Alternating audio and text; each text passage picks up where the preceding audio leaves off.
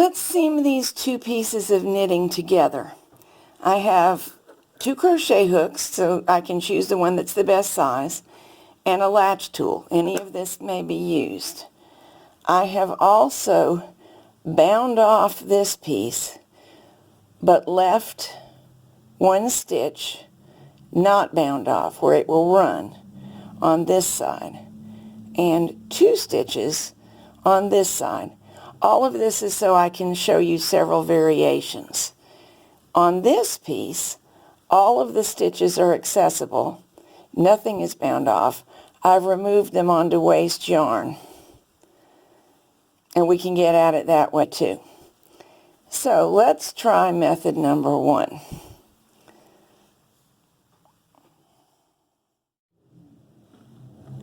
I'm just weighting them down so you can see.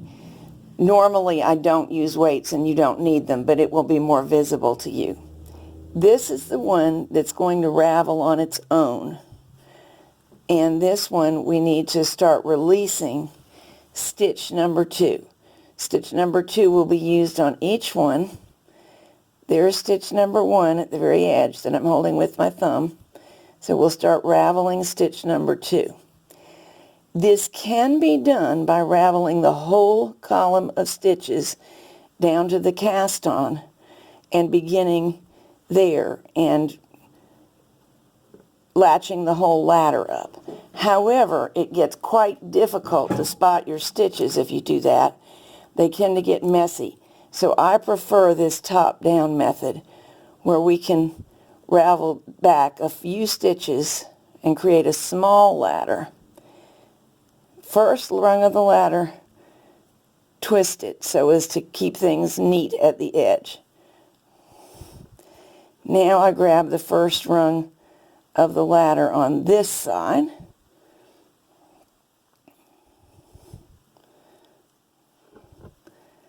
and the next rung on the other side, and go back and forth and back and forth.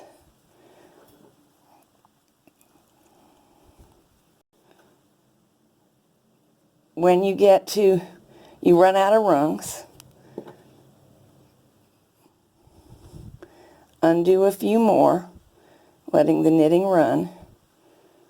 Make sure you do them in order.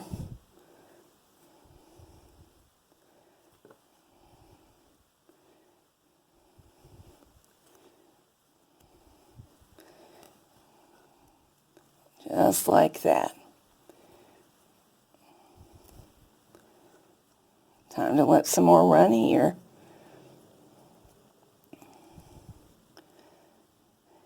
This seam has multiple names worldwide. It's a very old technique.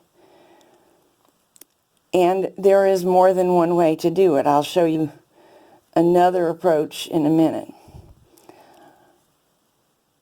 It's super for taking any kind of knitting in flat panels and seaming it together. This is fine for loom knitting, for hand knitting, for a knitting machine. Just say I had a Bond knitting machine and it only has 100 needles, but I want to knit a bedspread for a king-size bed. That is not enough needles.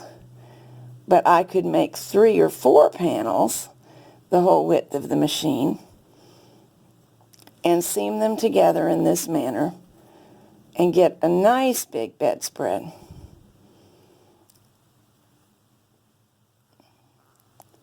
And you also get this little bonus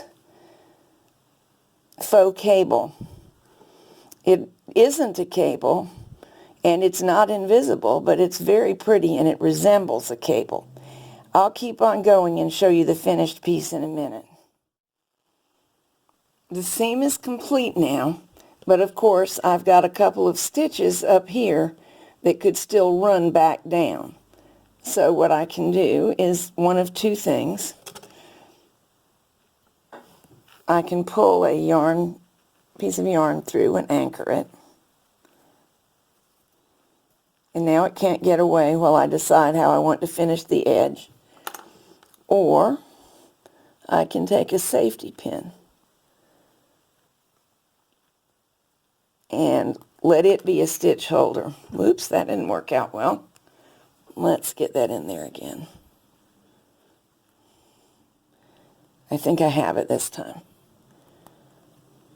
Either of those methods is easily removed later after I finish the edge in whatever way I'm going to use. And then we can anchor those stitches to that edge. Now let's use the same piece of knitting, but we'll work with a 2-stitch ladder. I'll have to release a couple of stitches over here.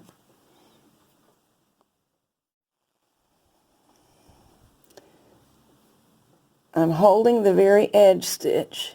I want the next 2 to run. So making sure that I don't make more stitches run, I'm starting to pull the yarn out of these 2 stitches every row.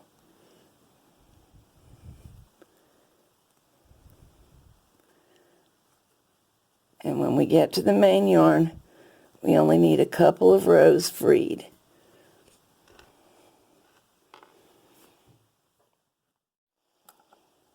This time I'll use a latch tool. This is a machine knitting tool, but anybody can buy one. I'll grab 2 rungs of the ladder, twist them around to keep that edge neat, and now I'll go to the other side where I've got 2 stitches unraveling at the same time, pull them through, cross over, grab 2 rungs, pull through, cross over, grab 2 rungs, pull through. When you use 2 stitches, the join is more dramatic. It's bumpier, bigger, more visible. So if you want that look, 2 stitches is a good way to get it. The truth is you can actually do this by raveling down 3 rows, 3 columns of stitches at a time, and grabbing 3 rungs at a time. While I do this, I will tell you there are some alternate methods. For example, it doesn't work as well on the Addi as it does on a loom or another kind of knitting machine. But you can simply leave the stitches that you want to join in this manner out of work.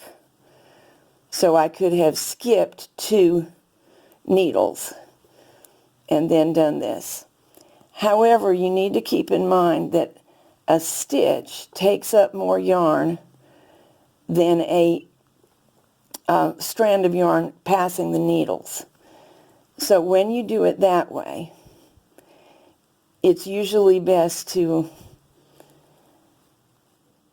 leave 2 columns of stitches out of work, 2 needles out of work, and do a 1 rung pull through every time. Or if you want to do 2, as I'm doing now, leave 3 needles out of work.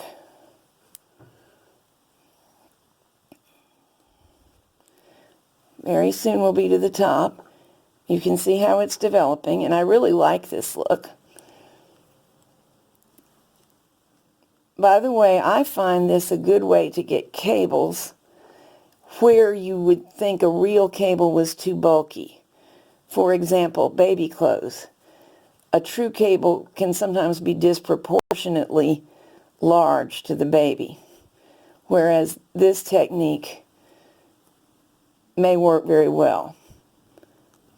2 rungs, pull through, 2 rungs, pull through, back and forth.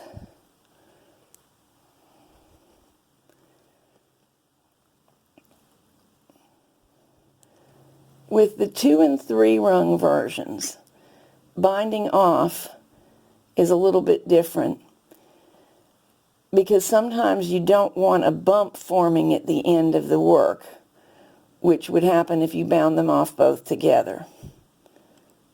So I'll show you what to do.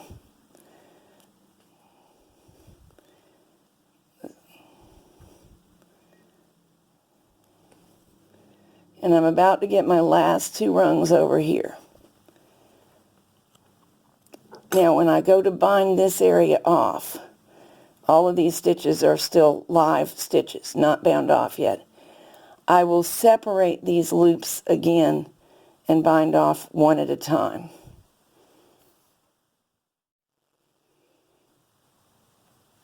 Here they are bound off. I just started here and did a few, and we haven't removed the waste yarn yet. But you can see my chain stitches through the last 4 stitches, and then one, and then the other of the ones I was using. Let me try to separate them for you. That's one of them bound off with this chain. That's the other bound off with this chain. And that's how it creates a nice edge, even though this part is bulky. So this is a really good technique for making flat panels into something bigger, or simply for adding detail.